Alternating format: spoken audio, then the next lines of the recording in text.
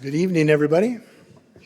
All right, well, it's a little after 6:30. Why don't we get going? Thank you, everybody, for coming. And I'd like to welcome everybody to the 19th Annual ReShaping Rochester Speakers Series. My name is Bill Price, and I'm the president of the board of the Community Design Center of Rochester, better known as Community Design Rochester. Our series this year will be held monthly starting tonight, as well as in March, April, May, and wrapping up in June with a luncheon. Our topics will be tonight, which is how media shapes our city, how education shapes our city in March, how technology shapes our city in April, and how food shapes our city in May. The June luncheon will endeavor to tie all of these topics together. We're going to try and find a clever way of engaging everybody at the luncheon in trying to tie everything together: technology, food, media, and education.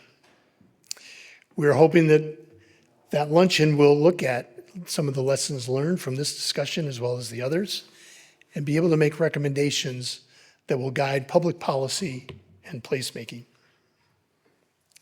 I'd like to begin with a land acknowledgement by both Community Design Rochester and the Memorial Art Gallery.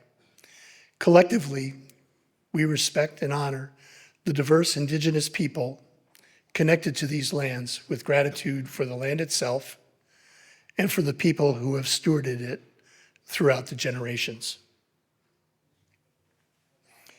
I would like to introduce our board of directors, all of whom volunteer their time and expertise in advancing our vision and mission.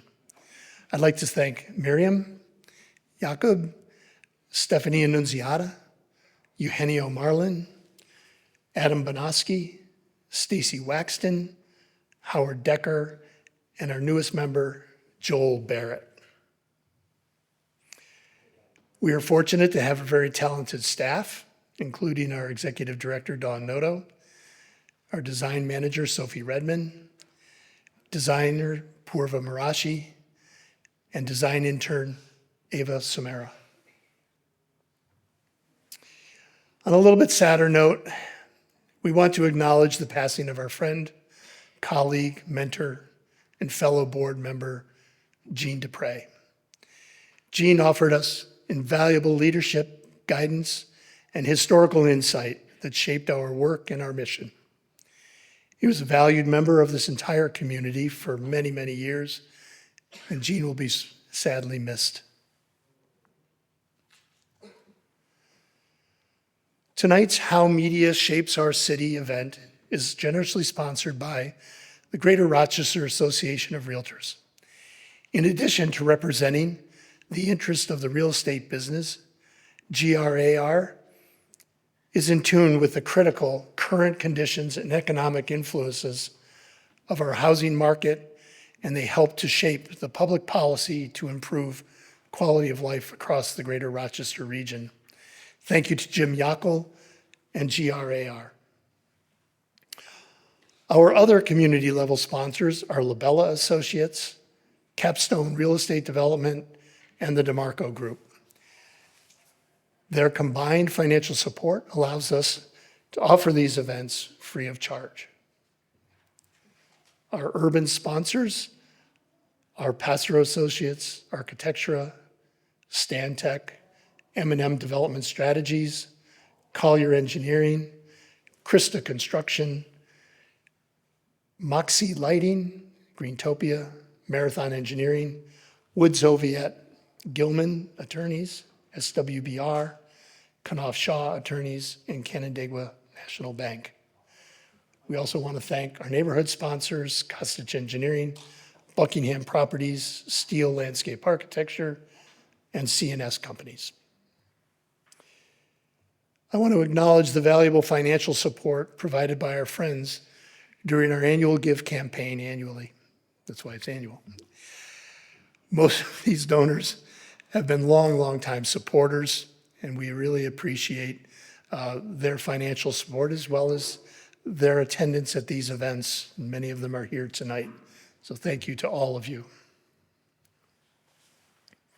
We also want to acknowledge the longtime support by the Governor Hochul through the New York State Council on the Arts. They are once again sponsoring us this year, and we hope to continue that going forward. Several of you may be architects or landscape architects. Tonight's event has been approved for 3 continuing ed credits by the AIA of Rochester. The American Planning Association members self-report this event for their continuing ed credits. If you haven't already, please take a moment to sign in for your continuing ed credits. We have an evaluation form at the end that you do need to fill out, and you also have to stay here till the bitter end. So that's for LAs and architects. Very exciting news for tonight. This is going to be the second full season of our speaker series being here at the MAG. We hope all of you attending will consider a membership to the MAG for yourselves and your family. Toward that end, we are raffling off a complimentary family and grandparent membership. I think you all got a ticket, and we will be drawing the winner at the end, so please don't rush out until we've drawn the winner for a membership. We understand that media doesn't create the news, they report the information. By highlighting success stories of thriving businesses, resilient schools, engaged communities, both traditional and alternative media can reshape perceptions and help spark investment in our community. Journalists can use their platform for public engagement to discuss the realities of urban life, ensuring fair and accurate reporting. A new media and community collaboration requires a focus on the possibilities and a commitment to amplifying the voices of those who call these communities home. Joining us tonight are 6 journalists from our community, and they range in age, and they also range in the type of media that they work with. And I do need to find my first one, which is on my phone. I'd like to introduce Justin O'Connor. Justin is a reporter for the Rochester Beacon, who works across various beats. That's a journalistic term. Covering topics with data-driven approach. Originally from Chicago, he came to the University of Rochester in 2020 on a low-income scholarship and has reported for the Rochester Beacon, the Buffalo News, and U of R's Campus Times. Welcome, Justin.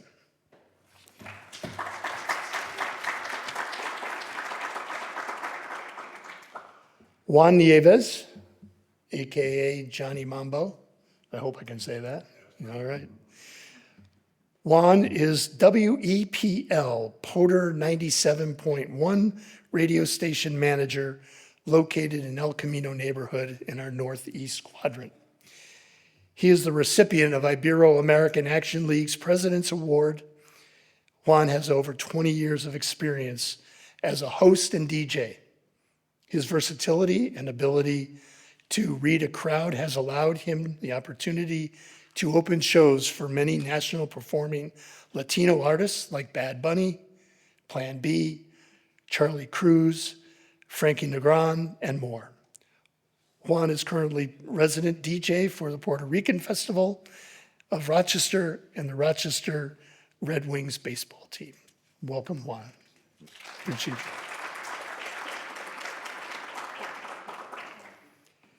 Evan Dawson joined WXXI in 2014. I hope that's right, Evan. 2014, as host of Connections with Evan Dawson. Evan is also an author of Summer in a Glass, The Coming of Age of Winemaking in the Finger Lakes, and is the managing editor of the New York Cork Report, a website that offers independent news, reviews, and commentary about New York's wine industry. He has written freelance articles on the topics of politics, wine, travel, and Major League Baseball. Evan, Thank you for being here. Appreciate it.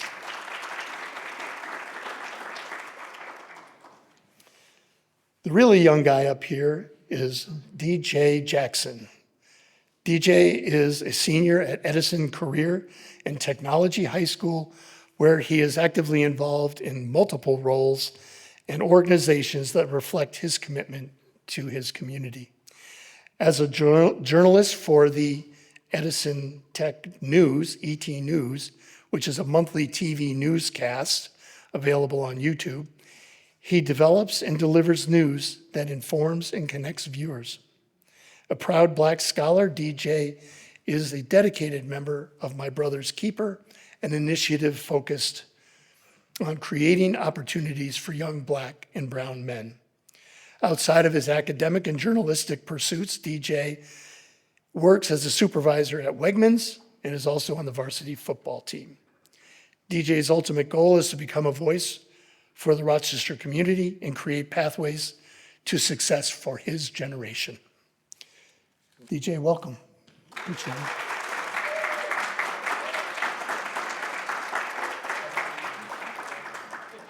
Okay, we got a fan base already. Way to go. Smriti Jacob is an award-winning journalist and communications and marketing strategist. She is the co-founder and managing editor of the Rochester Beacon, a digital nonprofit news venture devoted to high-quality, responsible, in-depth local journalism.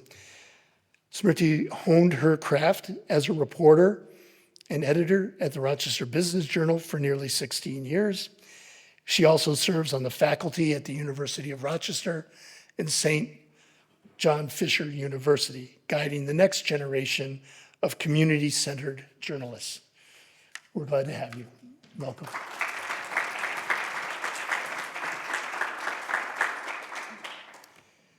Megan Mack is the producer of WXXI's Connections with Evan Dawson.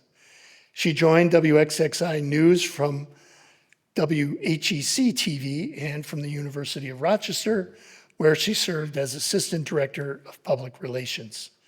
Her background extends to television, sports, and entertainment, and to communication and social media management for nonprofits. Megan earned her bachelor's degree in television, radio, and film from Syracuse University's Newhouse School of Public Communication, as well as another bachelor's degree in Italian language, literature, and culture from the College of Arts and Sciences at Syracuse University. She is also a graduate of Second City's Conservatory program. Megan, we're glad to have you. Welcome.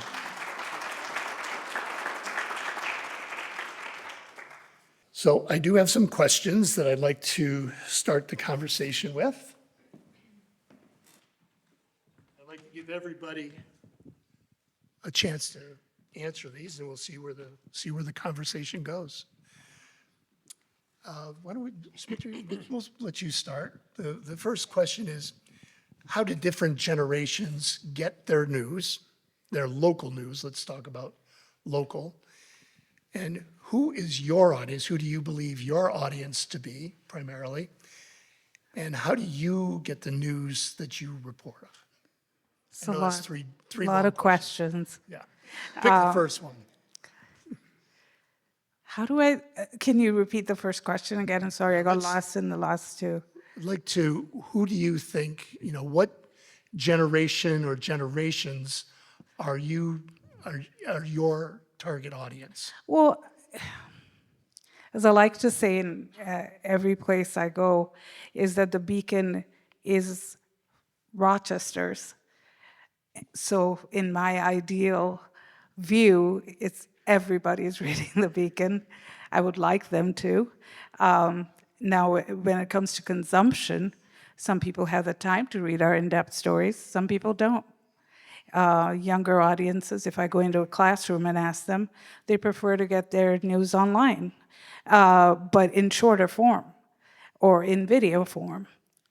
So we at the Beacon are trying to think of ways to draw that, and but we're a small nonprofit, and so finding resources to do that is challenging, but that's what we're thinking about. But I would say video is, and shorter forms, easier ways to get into a story as opposed to the long, in-depth stories that we write. I wouldn't say we don't have an audience for in-depth stories. We have, and I see several of them here today, who subscribe to the Beacon's Weekly Review and consume those long stories and read and think about them. So I don't know if I answered all your questions. You did. Great, thank you. Evan, you're somewhat of a scholar of traditional media sources, and Me? I'm giving you that credit, okay. But also aware certainly of the growing influence of alternative media sources. How do you make decisions on stories at Connections, knowing that there's this change in the way people get media these days? Yeah, well, I mean, our audience is not young enough, and that's just the reality. Is it is a struggle to attract people who are the youngest age of adults. So right now, I guess that's Gen Z. Gen Z? Are you Gen Z? Yes. That's what Gen Z. And one thing that I have tried to really resist doing is looking down my nose at new ways of consuming media. It may not be where I don't get news on TikTok, but there is a TikTok news aggregator who lives in Rochester named V, who has 3.3 million followers. Well, V's doing pretty well, and it would be foolish for me to say, well, that's not real news. The market defines what is real enough, even if for me it's not always my speed. So we're trying to stay current. We try to stay on as many platforms as possible, and we try to appeal to people in ways that we're not going to compromise our values, but we're going to try to make sure that people of all ages can access, can find us, and are interested in what they are seeing and hearing. That is not easy. So when we are deciding what we are doing, we are not sort of we're not shock jock, and we're not, I used to work in commercial television news and have a lot of love for my colleagues in that, but it's very different. We had consultants who used to come in from Texas every year, and they would tell us, you have people's attention span, nobody wants to go more than 30 seconds. So this is 2005. This is 20 years ago. So if you want to be horrified, 20 years ago, 30 seconds was too long, according to the consultants. So I don't really believe that. Joe Rogan proves that people want depth. There's all kinds of desire for depth. Some of those assumptions that young people can't have an attention span, that's baloney, but you have to be appealing to them. So we try to choose stories that appeal to real people's lives in very real ways, and we try to have not just officials. I see some officials in the crowd tonight, some current, some former. I see a former city councilman. He's a real person now. Jose used to be what we would call an official, and now he's back to being a real person, so you can be on the show again. But we try to be as real as we can and try to affect people's lives in ways that affect all demographics. It is not easy. Can I say something about Please. that? So I think, I know you said it was kind of hard and it's not easy. I think the best way is, like you said, staying current and, making it easily accessible. A lot of my peers and people in my generation, they're a little lazy. And then, it's kind of hard, trying to find somebody and their account, or just, be scrolling on TikTok and you're not going to find an account unless it comes up on your feed or your For You, So I think just being accessible and being current is definitely the way.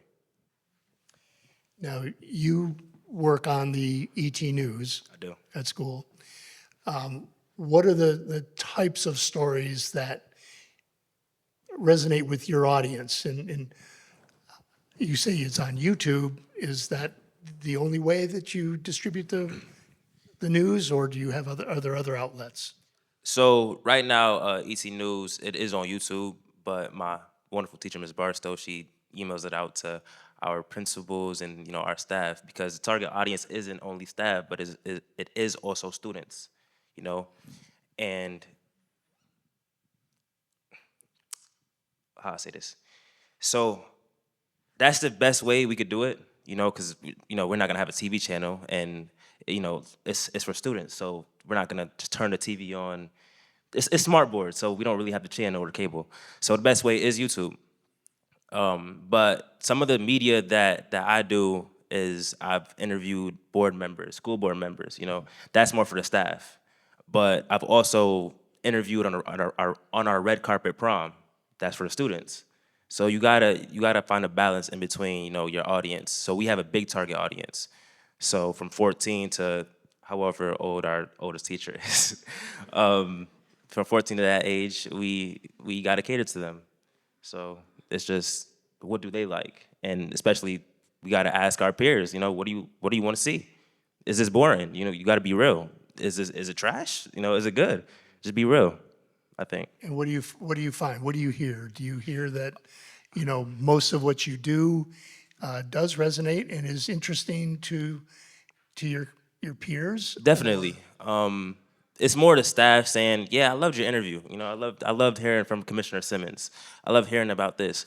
More students, they're like, "Wow, you do ET News? Yo, I just seen you. What? I just saw you playing in my classroom." It's more of that, and I think that just, not only they don't really say, "Oh, I like the media or what was being shown," but it's more just like, "Oh, I didn't even know we had a broadcasting studio." So it's like, it kind of just shows their attention, especially to the freshmen. Hey, come down to our studio, check it out. So it just kind of like brings them into the media world, so they can be the next Evan Dawson or the next Justin O'Connor. Good luck. Megan, you're the producer, so I imagine you see, you're picking out the stories, you're doing a lot of the research involved. Can you tell us a little bit about, is there some common themes to putting together a show and picking the topics that you found over the time you've been doing it? Absolutely. Everything we do, I will say, is a team effort. So it's just the two of us doing about 500 hours a year, but we have a lot of help from the community. So we get pitches from people in the community, many times outside the community. We have a pitch forum where people can submit ideas. So that's one way that we get ideas. Usually we're responding to the news cycle. So what you're seeing in the national or international news or even the local news, we try to reflect that on the show. So what's most important to this community in various ways. And in terms of what's important for each show, Evan always starts the show with a story. So you hear him say, our connection this hour was made. And then we try to tell a story so that the focus of the hour is related to anyone listening. We try to focus on stories and people, not so much numbers and data. We try to humanize things as best we can. And personal stories are key too. So when we're thinking about building our panels and inviting guests, we try to think about the people who are affected by the issues that we're talking about. So you do get that real perspective. And we do talk to experts and officials and people like that as well, but we try to mix it up so we have various perspectives and dynamics on each panel. And before I hand this mic off, you have a job at WXXI when you graduate, so come talk to us when you're done.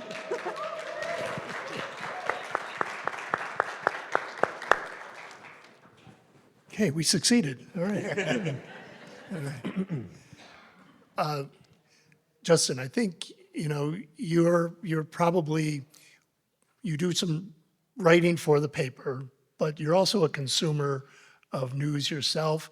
What are some of the ways that you yourself and your friends and peers at school or when you were in school, how do you find the news that's interesting to you? What are some of those sources, and like how accurate do you typically find that information to be? Oh, sure. Yeah, I'm in a weird kind of position because reading the news is part of my job, and I'm also in kind of an in-between zone in Gen Z where we didn't fully grow up kind of acculturated in the internet and that sort of thing. I use RSS feeds to follow the news. And part of the importance of that is basically it's kind of a way to like connect directly with a news outlet, and they will just push you every story they have in chronological order, and you can kind of sift through and figure out what's important to you. And part of why I like enjoy being in media is hearing all the stories from kind of older generations when the actual physical newspaper was prominent.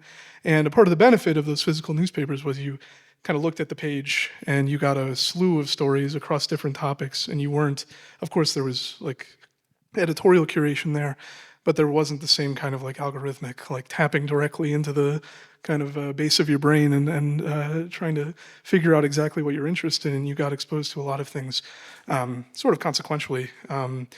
And so kind of preserving some of that is really important to me, which is why I try to stick away from purely like social media as a form of news delivery, because those algorithms are so good at figuring out either what you love or more commonly what gets you angry, or more accurately what gets you interacting with it at whatever cost. But in my generation, yeah, I mean, there is a lot of kind of news consumption from social media, not necessarily because it's like an active choice, but because that's where you are anyway, right? Like, I feel like in my generation, the real thing that's happening is just like when you were, back in the day, you had to go out and you would buy the newspaper, or you had to go out and look for the news. Whereas now it's just you're used to the stream of information coming at you passively. And so the importance, like to a lot of media outlets, is kind of just figuring out a way to ethically meet people where they are, while also like kind of protecting your organization from being totally beholden to these algorithms that can have a really detrimental effect on the quality of journalism and the attitude that outlets can approach it with, which we see, right? This kind of like anger and sort of just tapping into, again, those like lizard parts of the brain that don't always speak to reason.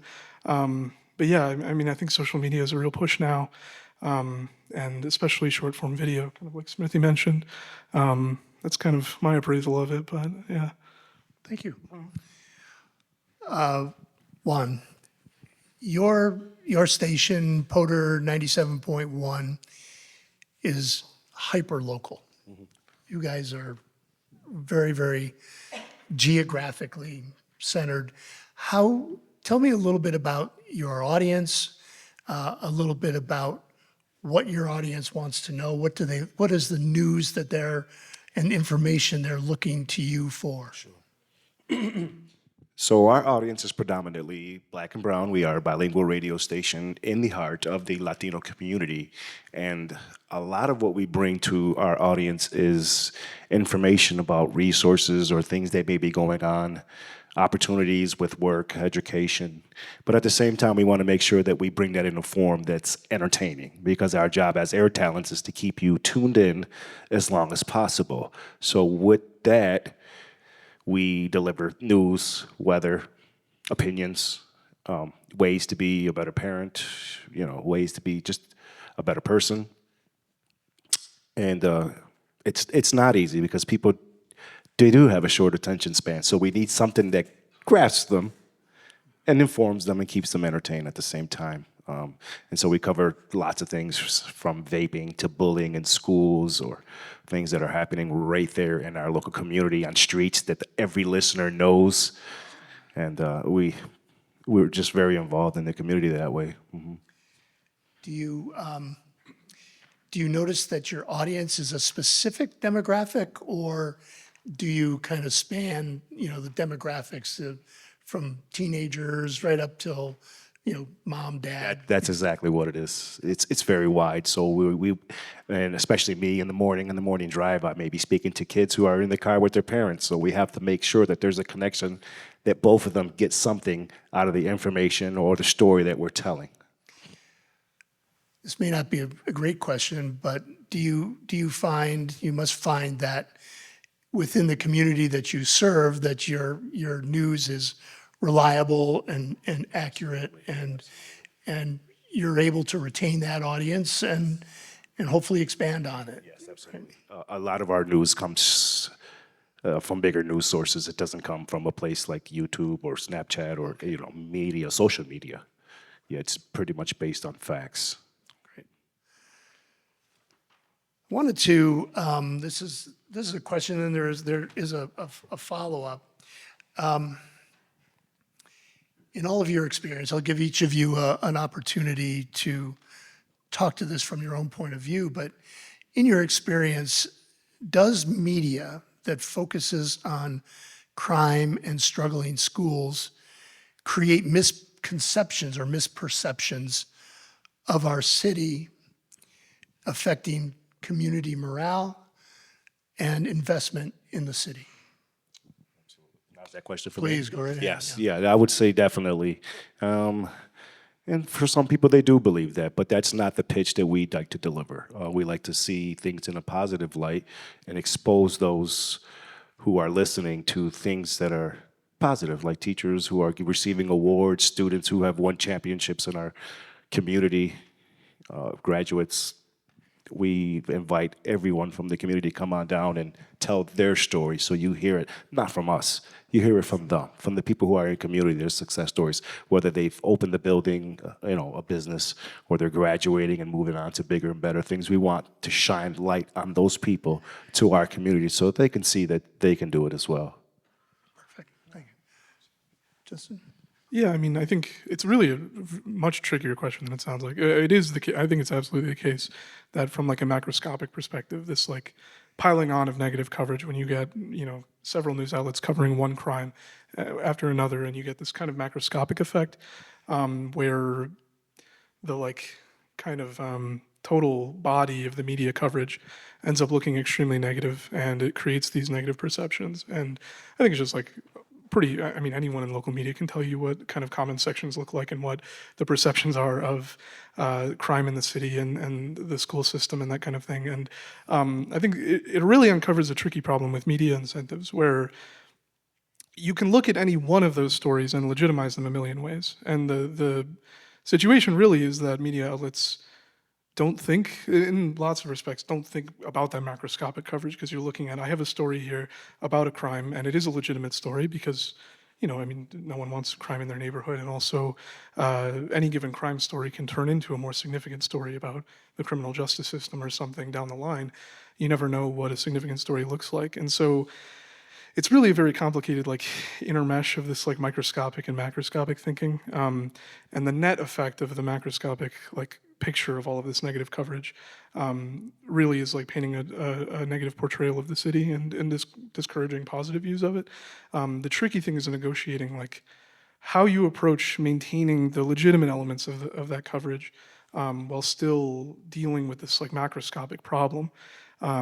And it's really a tricky question. Like I don't have a great answer to it, but because there are legitimate ways to approach covering crime, which is something that is obviously like a problem that nobody wants to deal with, but without treating it like it's something that's like a stain on the city. It's something to like consider as a policy problem and something that exists at like a high level of thinking that does impact people, but it's not like something integral to Rochester's identity or that should like mark your view of it per se.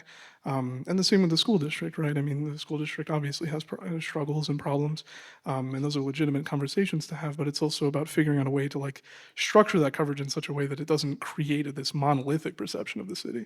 Yeah, I guess that's kind of my thought on it. But Megan, you have thoughts on the same topic? I do. I want to echo everything my colleagues have said. And I think some of the problem is some media is so formulaic. And if you're thinking about, and Evan can weigh in on this too, when you're thinking about how TV stations build their newscasts, the first part of the show that you see before the first set of commercials is called the A block. And when you're sitting and building the show, the hard, quote unquote, hard news goes in that section. Crime, fires, homicides, things like that, all jam-packed right in that first, 5 or less minutes. And so your audience at home is seeing back-to-back stories like Justin just mentioned without any context. Maybe some stories are 2.5 minutes tops. Those are called packages. Very rare. Most of them are between 20 and 30 seconds.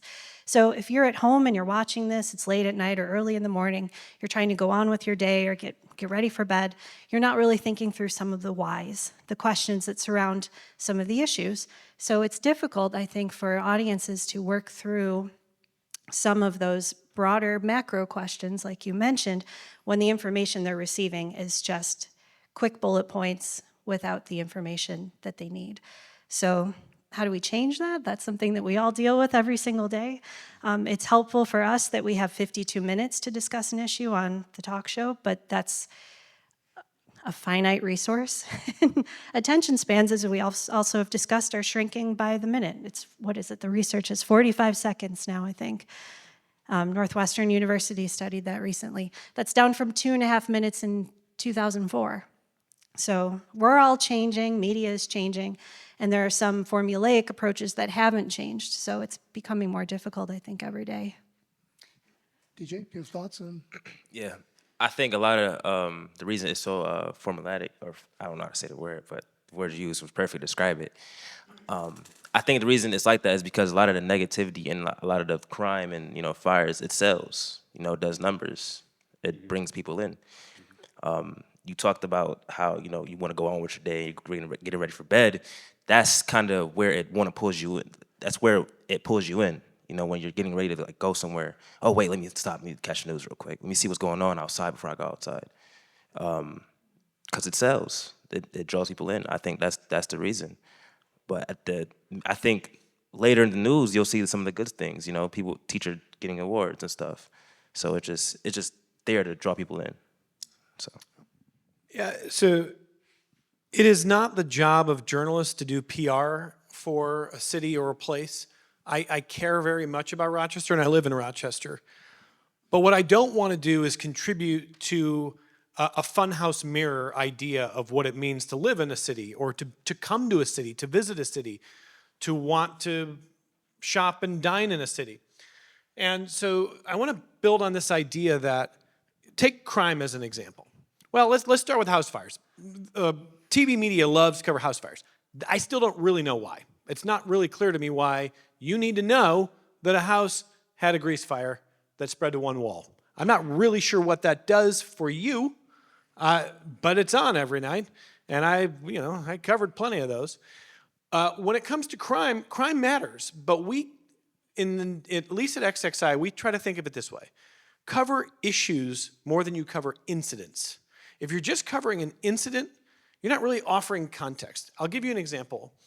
Back when I was working in television news, we got a press release from Avon Police, and a couple, middle-aged couple, arrested for stealing $100 worth of groceries. And our producer put them in the A block and put their mugshots right in the A block. This couple in Avon stole $100 worth of groceries. Now, anybody who saw that is going to think of that every time they ever meet these people. You have no idea what's going on in these people's lives. I'm not condoning stealing groceries. Let's not steal groceries. But do you know anything about them? I don't know anything about them. I don't know what their life is like. I don't know what led to this. I don't know if they're struggling with drugs. I don't know if they're recently unemployed. I don't know what the unemployment rate is like where they live. I don't know if a big employer just left town. I just know that their mugshots are in my brain now. And that is not a good way to cover crime. We can ignore crime, but this is what contributes in Rochester to people who live in Pittsford or people who live in Livingston County thinking like, you live in Rochester?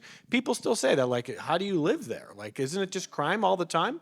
I live in the same zip code as Jose, who's here, who used to be on city council, and I'm sure the crime rate in the zip code where we live is higher than a lot of suburbs, I would assume, but I'm not ever scared to live where I live. And you don't get a medal for that, but there's this really messed up idea that people have because of the way news is covered. The solution to that is not to be like, well, crime doesn't matter. If we have a high crime rate, if people are killing each other or shooting each other or struggling with drugs or all kinds of things, that is a huge problem. And that contributes to quality of life and who wants to move to places and what's a reputation. But it takes careful journalism, not just blasting an incident because you saw somebody who stole $100 worth of groceries and we're going to wreck their lives by throwing their mugshot up without spending 5 seconds thinking about it. It is something that has to be reported on, but it has to be done thoughtfully or you can really wreck people's lives but also reputations unfairly. Thank you. I think everyone said what I was going to say, but what we try, there are a few words that sort of struck me. One is it a legitimate story? Or, reporting on crime and the crime rate is important. It is important. But what we do at the Beacon is we don't look at it that month. We look at it in context. We use data. We try to plot so that the reader can understand, or we don't have the answers. We're just telling you how it looks over a period of time. And like someone said, those are the stories that people read the most. That's a very well-read story at the Beacon. People are naturally drawn to something like that. But I think it's about also striking a balance, right? Because there are crime interventions or programs that we can write about that are helping. Are they the only solution? No. But that's how I think we try at the Beacon to have some kind of balance. And but absolutely, I agree with what has been said here. And I also wouldn't want to be a PR for a city. So Evan, that line really hit home with me, because that would be hard for me to do, because reporting on crime is important. But when it's reported in a way that makes sense. Yeah, can I jump in? Yeah, please. Yeah, and I think one thing to like take away from this also as like news consumers is that this is in part an issue with like the incentives that are given to different types of media outlets and the market conditions that they operate under, right? We're talking a lot about TV news right now, obviously. There are fewer reporters in Rochester than there ever have been, and TV news outlets still have to fill, how many blocks is it, 2 or 3? Yeah, 3 blocks a day, 4 sometimes. Yeah, I mean, you still have to fill several blocks of news a day. And, you know, even in digital outlets, like the news cycle is more rapid than it ever has been. And so you're in these conditions where you have fewer reporters and there's more demands on the news than there ever have been because of the rapidity of the news cycle. And it creates this conditions where reporters or their editors are kind of forcing them to kind of conglomerate around like ready-made news and that sort of thing. And that's a lot of where crime comes from, right? You can have crime reports, house fires, all of these things that aren't always news that kind of have the form of news somehow, that we've created them into these like forms of news stories, is because they're like easy to get from a police department or from the fire department or from the city government or whatever. And you know, that's the whole point of like the kind of public relations industrial complex, is that you have press releases going to journalists and it spurs stories. And so, you know, Evan, you brought up the idea of like careful journalism. You know, the issue is that like it's expensive to produce careful journalism because you need to have reporters that are dedicating to these stories. And so like the only thing I can encourage is like having an awareness of like the conditions that your media outlets are operating under, and to notice when they are taking an alternative tack, like something like Connections, or you know, I think the Beacon, we take a different approach. And it's important to encourage that also as consumers, because again, these are the most read stories, and you know, for better or for worse, like that's a lot of the time what you know, high level people in kind of offices above the newsrooms are deciding on coverage, or kind of like spurring on coverage. And so yeah, just it's important to understand this as like a business problem and kind of a market problem for media outlets. Thanks. You guys touched on these next questions a little bit. I'll ask them and see if there's any different direction to go with them.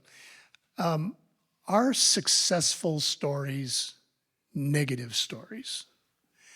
And like Megan, you're producer, you guys, you're the main editor for Rochester Beacon.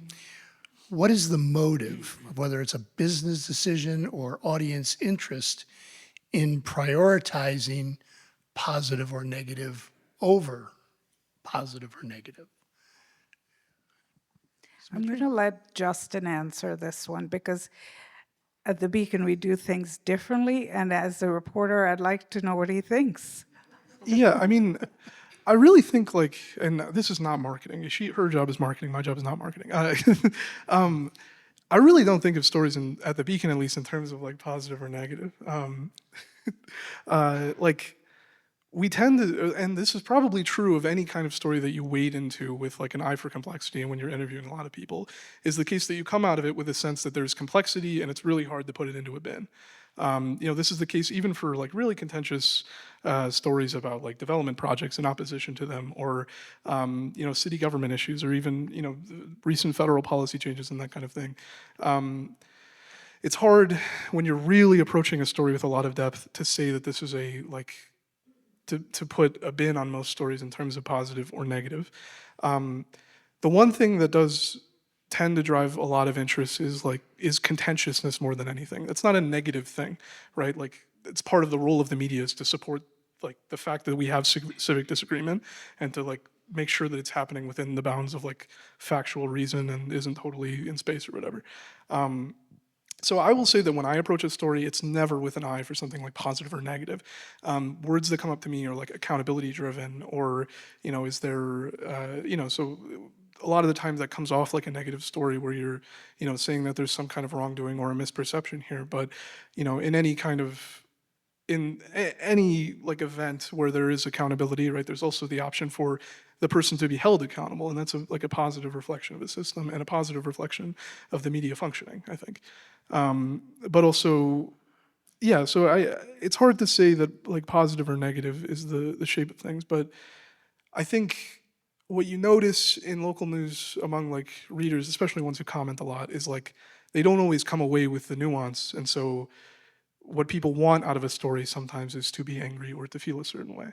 And sometimes that's the real difficult part, where you can't even get somebody to totally come away with the full picture of something. So sometimes you see that sort of tendency, but I will say that's how we approach it. I don't really think of positive or negative. So do you guys feel frustration when you don't have enough time or people's attention span isn't long enough to truly understand the nuance of stories? I think that's a big thing for me and ET News, especially catering to a wide variety, students from different cultures and different backgrounds. But it's also like, I remember having to, cut down an interview just because I was like, I don't think anybody's gonna watch this. It was a great interview, but at the same time, it was like, I don't think this is gonna gain traction. And it's kind of sad to say that, but it's really how our generation is, and how time goes. But as time goes, you got to adapt to that. I think we look at it as kind of like, or a lot of people look at it as a bad part of media, but I think that's kind of like the fun part of media, we got to adapt, we got to grow. That kind of keeps us, if everything was the same and just flatlined, it gets kind of boring. But if we, change and we learn how to change, it's the fun part. Wait, why were you cutting that interview? Because people weren't going to watch? What about it? It was I don't mean to do. I'm stealing Bill's job now, though. This is so easy for me just to ask the questions and not answer. I was trying so hard not to ask any questions. No. No, I just want to hear more about this. Yeah, it was a great interview. It really was. The questions were great, but I was like, this is only going to be appealing to staff. Students aren't going to watch this, and I got to think about my peers. I got to think about everybody. I know when I'm interviewing, I'm just thinking, what question is going to be the most respectful, but also the something that's going to get traction. Yeah, so that's just you understanding your audience. Yes. But I think the premise of the question, are negative stories more successful? I would describe the answer to that in a way that, take a recent story that has gotten a ton of attention. The plane crash last month in Washington, first commercial air crash, deadly air crash in 16 years in this country. First of all, going back to if you only report incidents, not issues, what do we see? Plane crash, plane crash, plane crash. What is everybody thinking? Like, oh my gosh, I don't want to fly on a plane. What's the safest way to travel? Flying on a plane. It's a miracle how successful it is to fly on an airplane, still. And then we saw the Toronto one. Oh my gosh, look at that thing that landed. That thing turned upside down.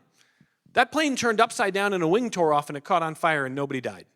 And that's one of the worst air crashes we've had. That had 0 deaths. We could have 200 flights fall out of the sky tomorrow and driving would be more dangerous than flying.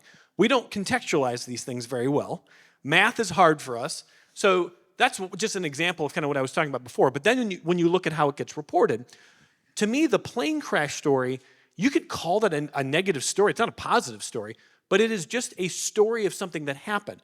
What makes it a negative is when it starts to get spun in different ways. And that plane crash, actually, aviation has been spun politically both ways, because everything's political now. Everything can be politicized. It's beautiful. It's wonderful.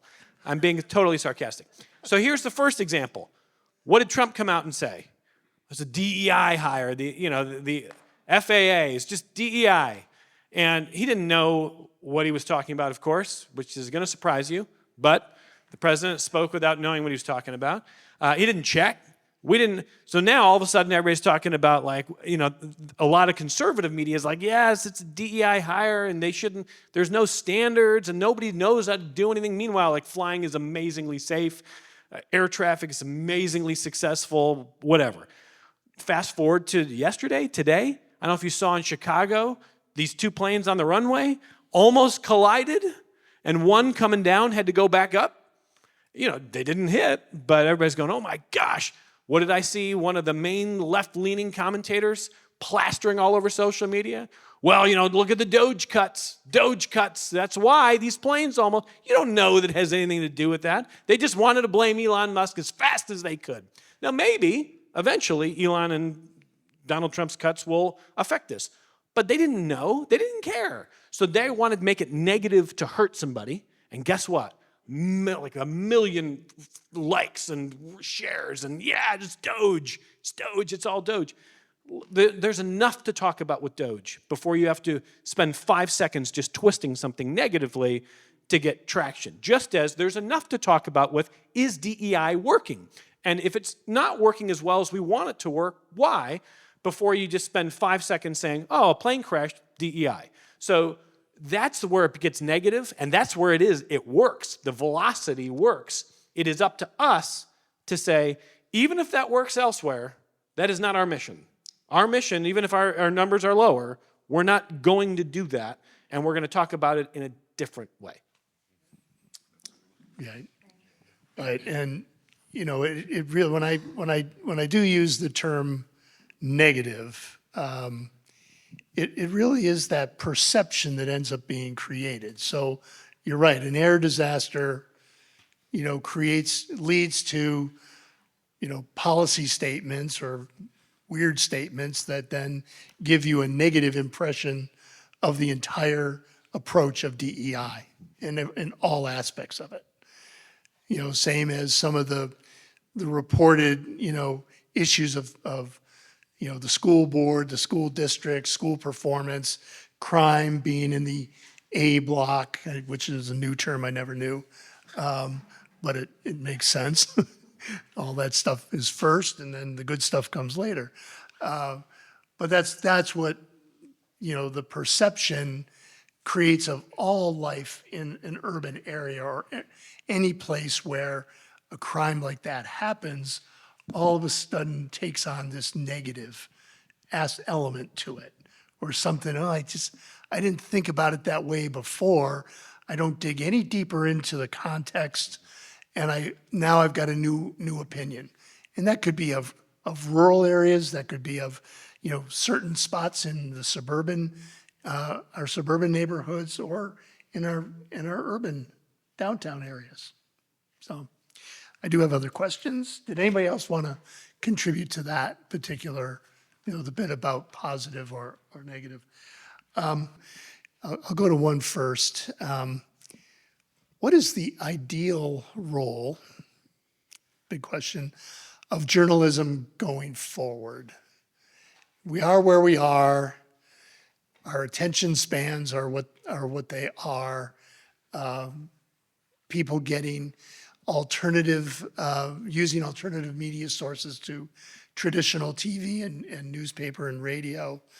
But going forward, what do we see as the ideal scenario for your work, for you feeling satisfaction in your work? And in particular, helping to shape kind of the right perception. I guess I won't say necessarily positive or negative, but I'll just say the right perception of our urban environments. Juan, you have any thoughts on that? Well, we would like to continue to bring stories or news reports to the people that are facts, that are positive, but unfortunately, the negative stories will get more attention. That creates panic, and panic creates interest, and that keeps the listener tuned in longer, and unfortunately, that is my job, to keep the listener tuned in as long as possible. So I don't see that changing anytime soon. There are other outlets where you can get your news from, and you may like getting your news from somebody who's on YouTube or a local channel here in the city of Rochester. But, I think still the negative stories will always dominate over the positive ones. Yeah. And do you see your news as in your outlet of radio being for your neighborhood the primary source of their information? Yes. And so that's why we like to do things differently. We don't get into politics. We don't get into religions. We keep our opinions to ourselves, and we deliver news that's actually true and that we have the facts to back it up. Yeah. And then you would say that your audiences will seek additional types of information from different sources beyond what you offer. Yeah, I would say they all have their own taste. Yeah. Megan, do you have thoughts on the ideal scenario for journalism in the future? Oh, this is something Evan and I were talking about earlier today, actually. So I'll say a few things, but I'll defer to him because I don't want to step on his toes. But I think a problem that we have across the board right now is that some people are just not willing to talk to each other. So that's why we're seeing all this polarization in media. You're seeing conservative media and leftist media and everything in between, whatever you want to call it, however you want to label it. We've had significant challenges over the last number of years trying to get people to sit on a panel with people who disagree with them. It gets harder every year, it seems, and it's unfortunate. So it's something that we're continually working on. But what we were discussing earlier for an ideal scenario is having a kind of public square where everyone's ideas are welcome, perspectives are welcome, and I'll let you take it from here. I don't want to steal your thunder. And you're 100%. I mean, I just want to amplify what Megan just said by saying a perfect example is when we invite a person in politics on and they say, well, who else is going to be on? And what, if they're in a different party, well, they have some ideas that I don't think are right. Oh, well, we probably should never talk to them, I guess. In fact, maybe we should I will leave the studio and I'll come back in 51 minutes and then, you'll have had 51 minutes. I mean, I'm being a little flippant here, but it is remarkable how often people say, well, I won't come on with this person or someone from that party. And do not deceive yourself into thinking that is only one party or another. People don't like to be challenged. So I would love to say, if we want a strong, vibrant city, if we want a strong, vibrant community, we need political leadership that likes to be interrogated. One of the things that, of all people, I'm going to cite Jordan Peterson, who said that anybody who runs for president should be able to sit on a stage for 4 straight hours and just talk wonkily about deep issues. And no rules, just talk and reveal how you think and don't be afraid to be challenged. I would love that. So yeah, I think we need a different kind of culture. But the fragmentation of media that we've all been talking about makes it so. We had a former mayor many years ago tell me, we don't need you. Like, we can reach the people that we want to reach without you. We don't need journalists.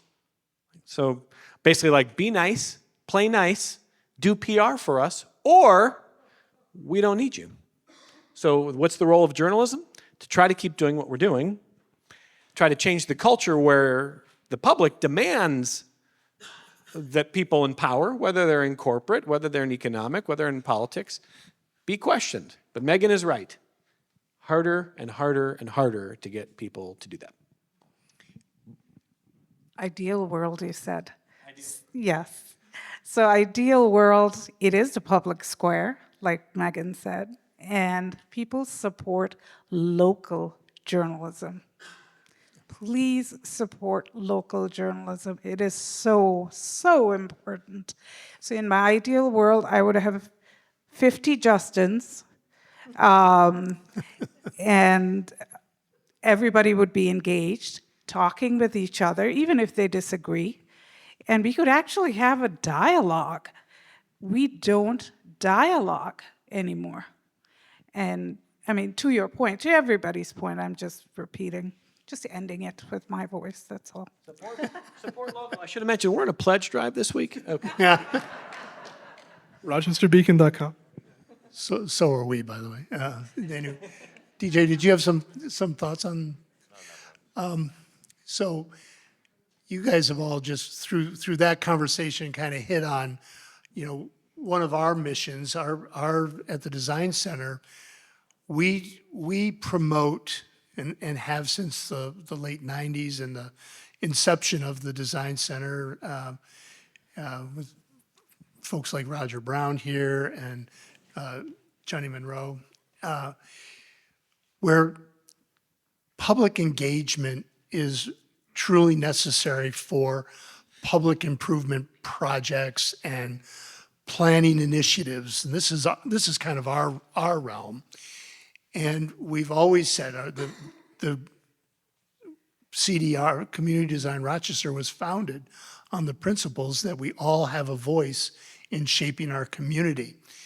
And so you talk about a town square being very relevant to conversations amongst people that would be the biggest help or the more ideal scenario.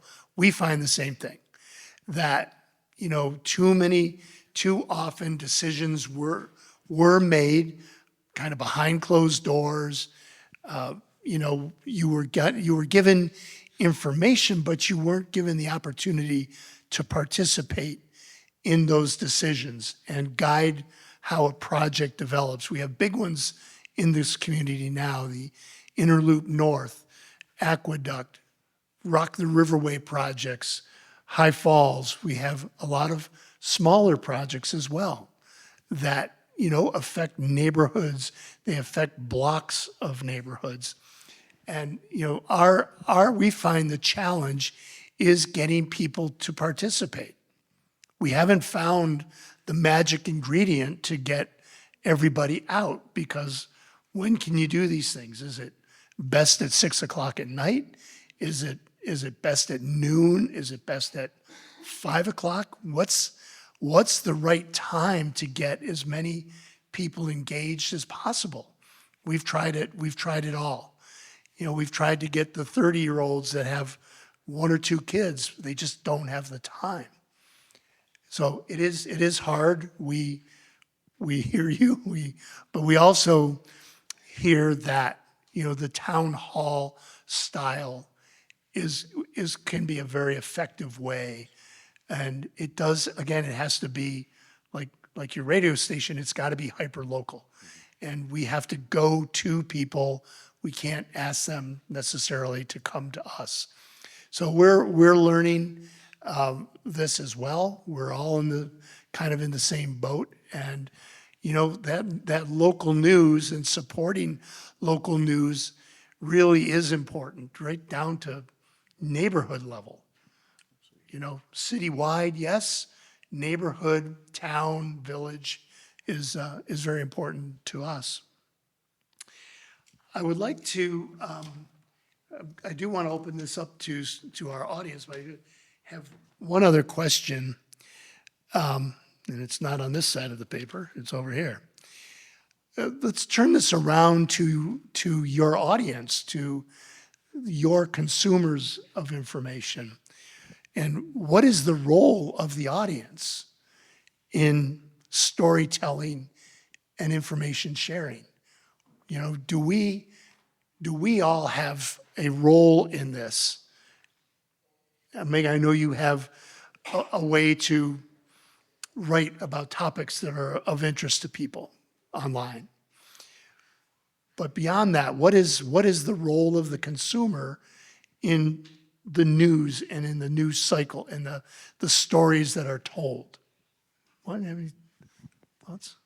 Well, I think just like the journalist, the morning DJ, whoever is on whatever social media or news platform should be responsible, just as the listener should. You got to know what you're getting into, where you're getting your news source from, and what stories are true and what is not, because a small lie can go very far, especially with the power of social media. So I think it's important that the media consumer is responsible, just as responsible as the media that brings you the news. Absolutely.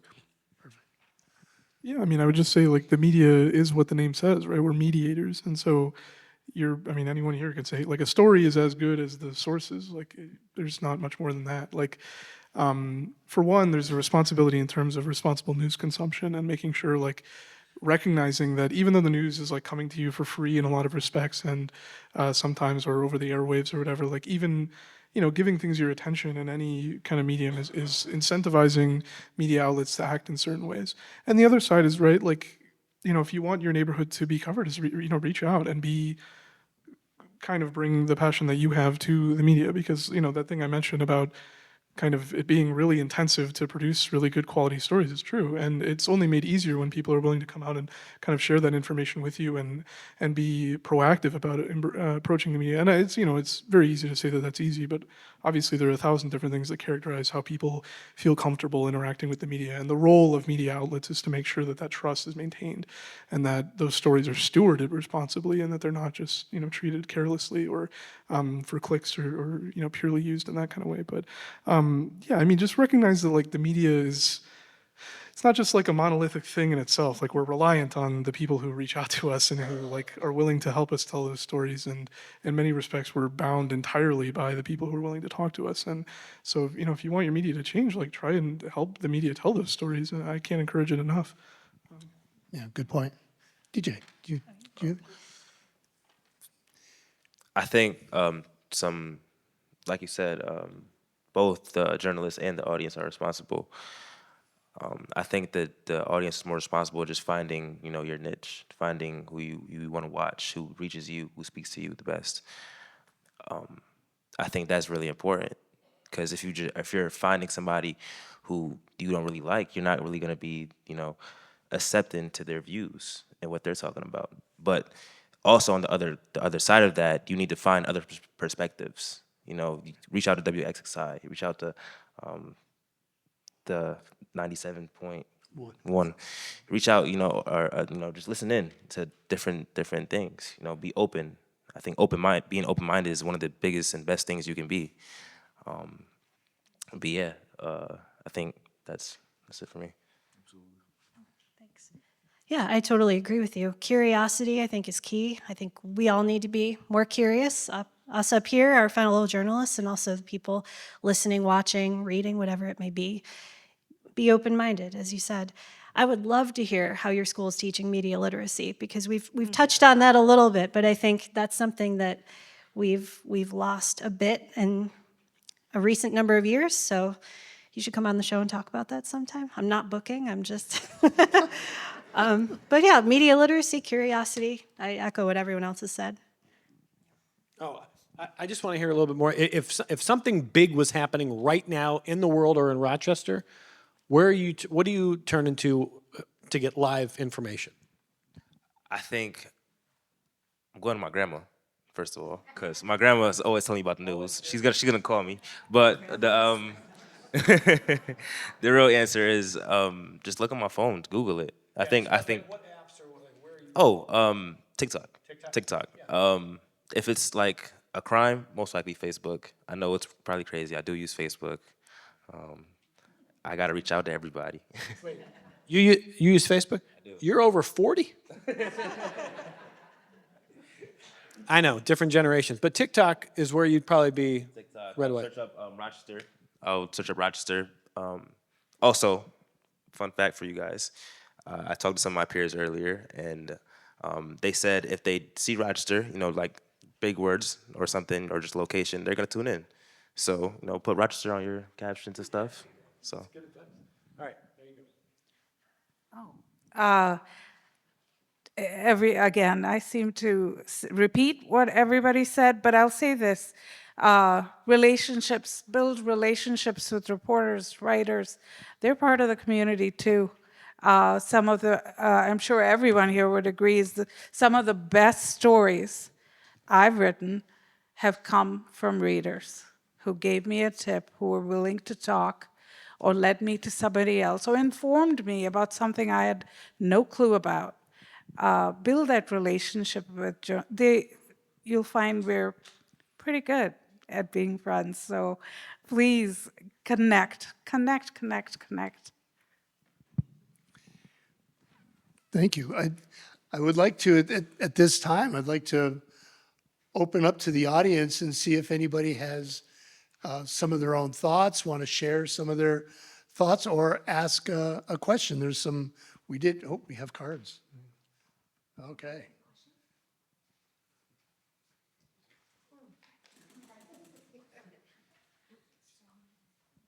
Okay, this question is, I think we've somewhat touched on it, but how can consumers, the community, promote careful and thoughtful media?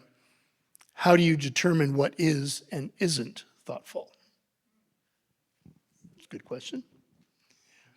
Anybody want to take that? Okay, I'll start. Don't amplify BS. Don't just have, so I mean, I referenced the plane crash, but if you can't stand Donald Trump and Elon Musk, don't just share the first thing that bashes them if we get an incident. And if you love Donald Trump, don't just share the first thing that comes out of his mouth at a news conference if he is spouting off without good information. And don't just confirm your biases and just crank stuff out there. Try to pull back. Everything is so instant. So as consumers, we will help if we are not just addicted to being right and confirmation bias.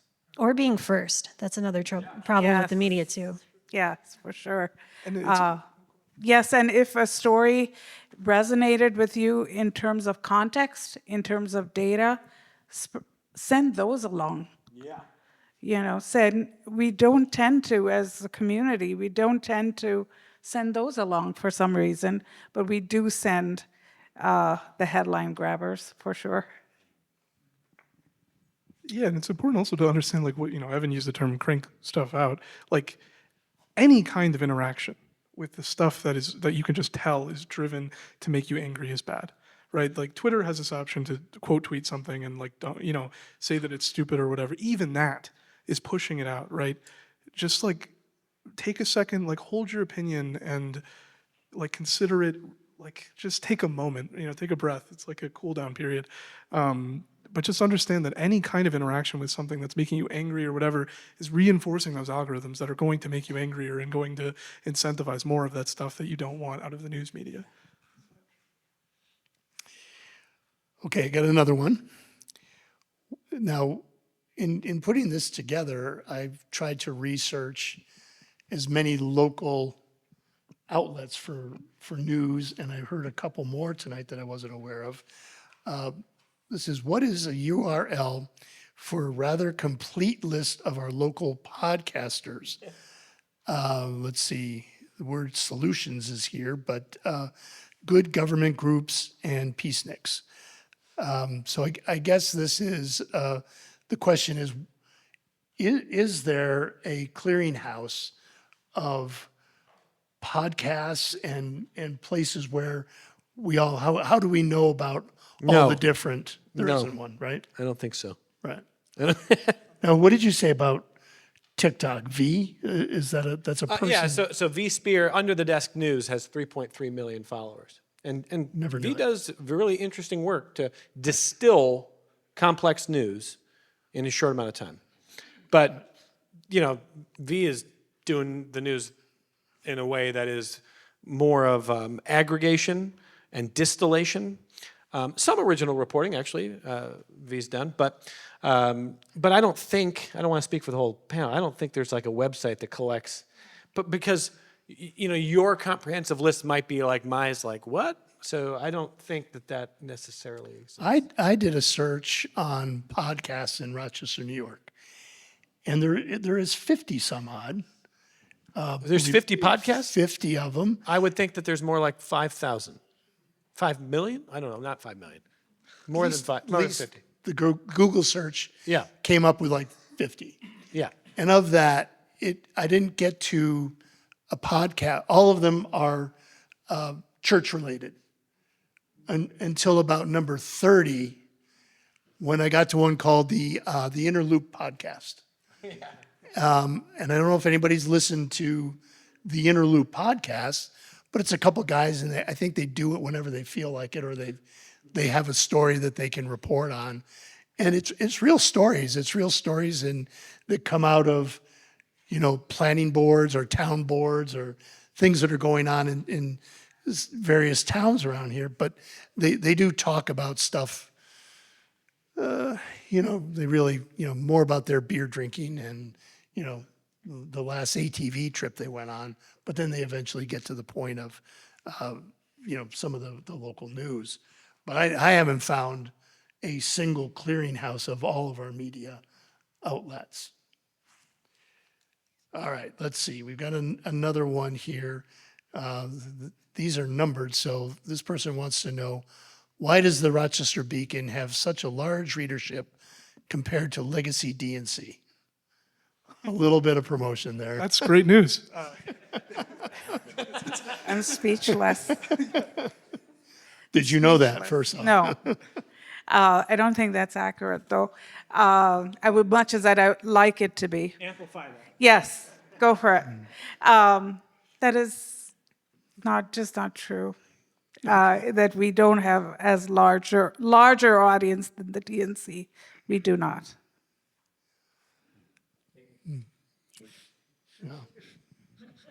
Can we briefly just speak to, maybe you brought this up in media literacy, the importance of media literacy to our youth? I think that's a DJ question. Yeah.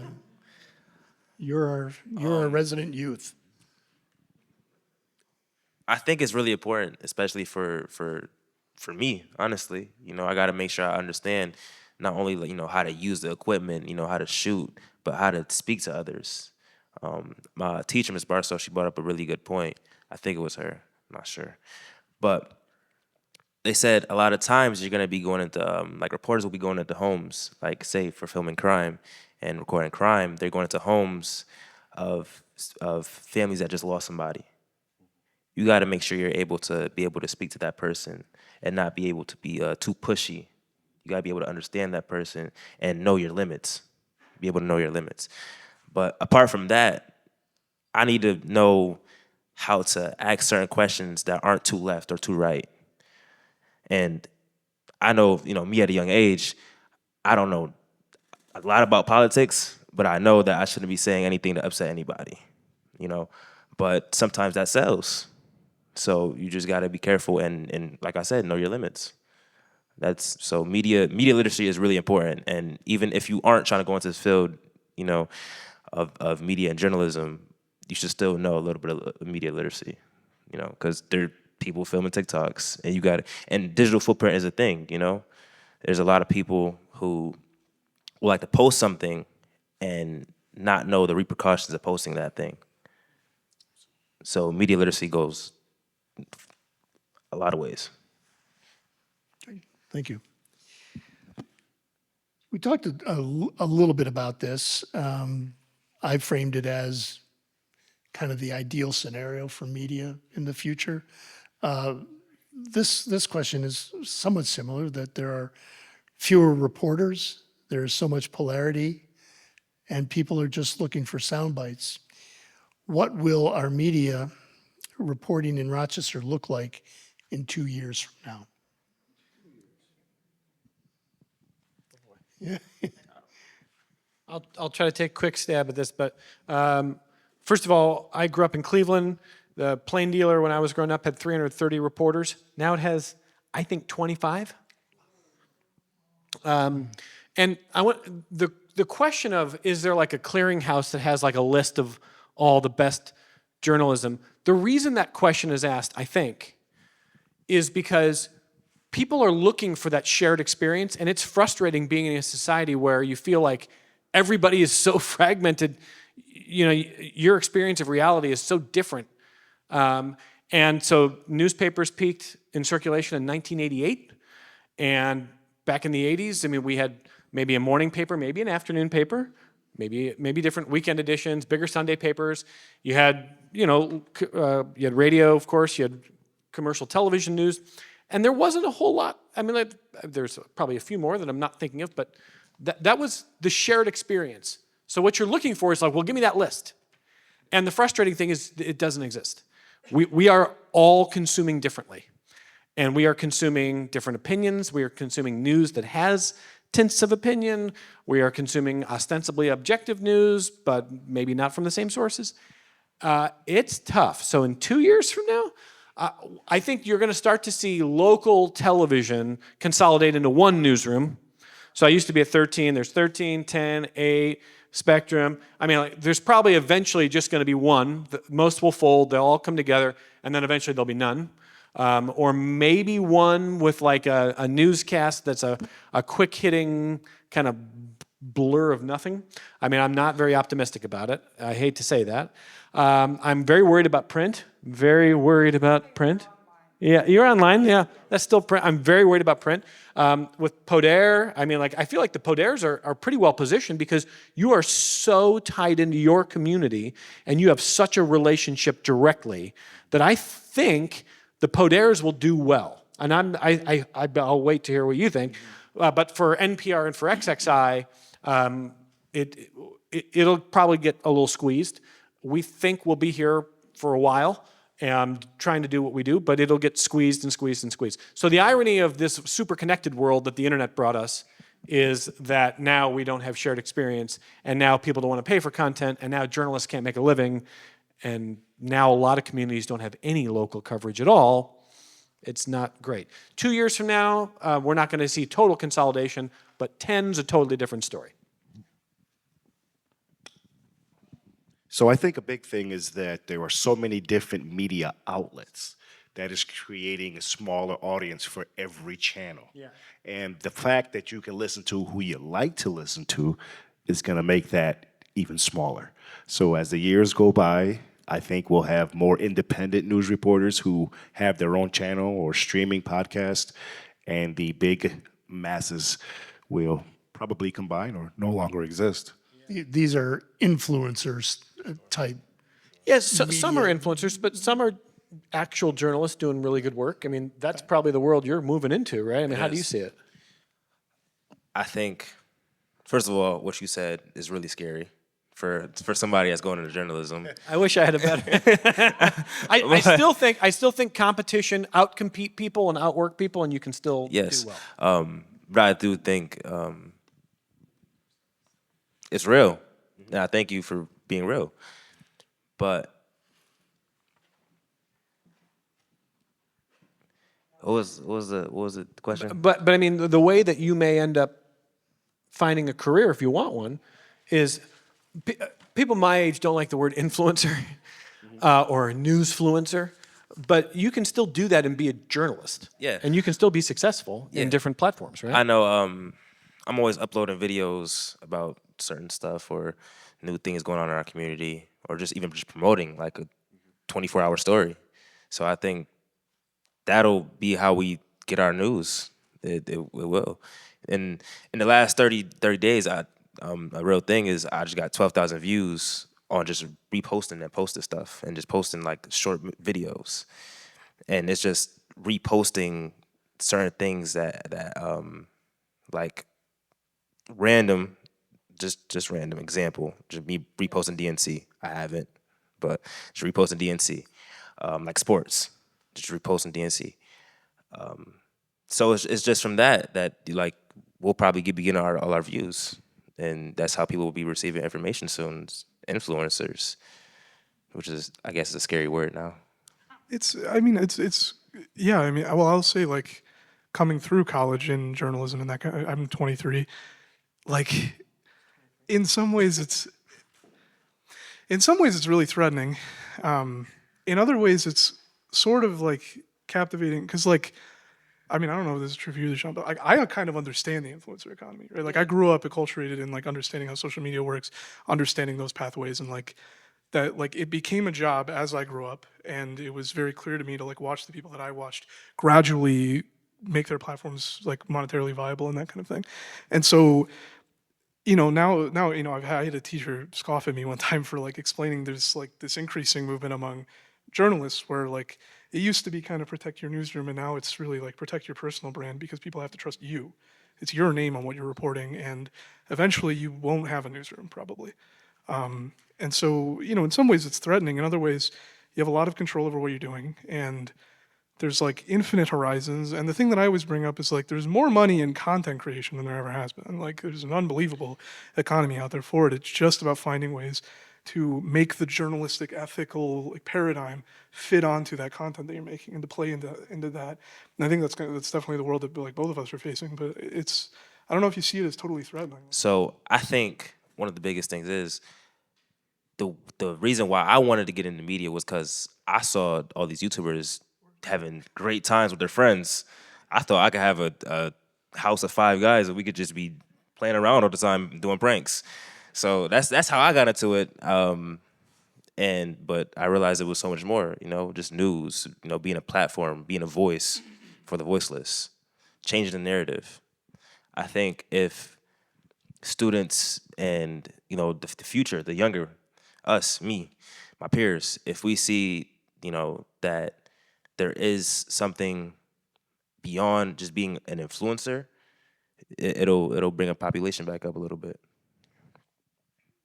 And I think one reason why you and youth will have more success in the future and the mass media less is because you have now learned how to edit, how to film, you host the show yourself. So a lot of the work you do on your own. You might as well start your own channel and make the money for yourselves. And I think a lot of other people have that same mentality. They can do it all, so let's make it all, Yeah. Folks, it's that time, magic hour. On behalf of our board and Community Design Rochester, thank you all very much for coming tonight and sharing your thoughts with us.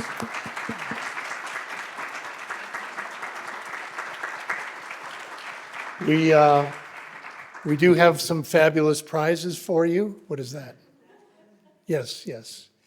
We have some chocolates for you. You probably don't need it, but I hope you enjoy it. I am going to ask Megan to draw the winning ticket for our raffle tonight. No pressure.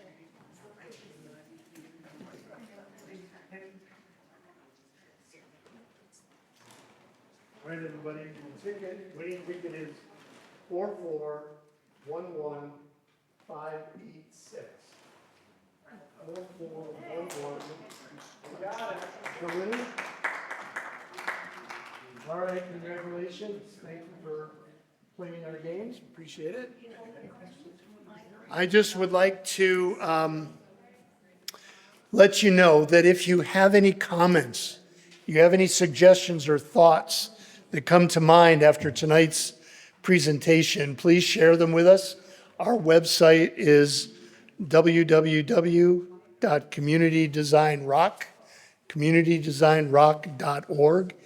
And a good email to reach us is admin@rrcdc.org.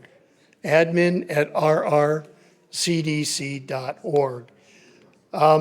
And lastly, this is the first in our 5 series, including the luncheon in June.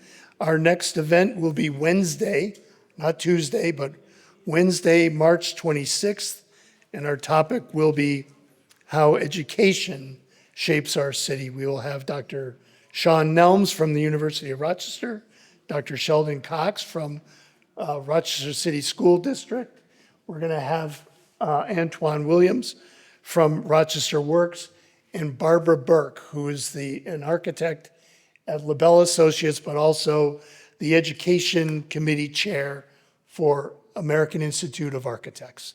We hope you will join us, and thank you so much for coming out tonight. Thank you.